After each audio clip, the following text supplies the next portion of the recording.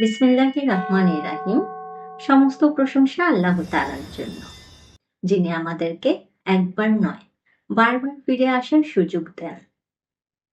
দুরূদ ও সালাম বর্ষিত হোক আমাদের প্রিয় নবী হযরত মুহাম্মদ সাল্লাল্লাহু আলাইহি ওয়াসাল্লামের উপর, যিনি শিখিয়েছেন সংগ্রামই আসল ইবাদত। প্রিয় ভাই ও বোনেরা, সব গুনাহ হঠাৎ করে হয় না। বেশিরভাগ গুনাহ অভ্যাসে হয়ে যায়। আজ যেটা করতে গিয়ে লজ্জা লাগে, কাল সেটাই সহজ মনে হয়।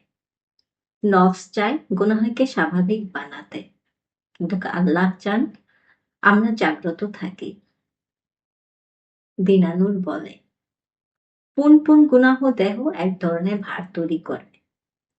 মন ঝিমিয়ে পড়ে, নামাজের স্বাদ কমে যায়। গুনাহ ভাঙতে গেলে শুধু ইচ্ছাই যথেষ্ট নয়, পরিবেশ বদলাতে হয়, পথও বদলাতে হয়।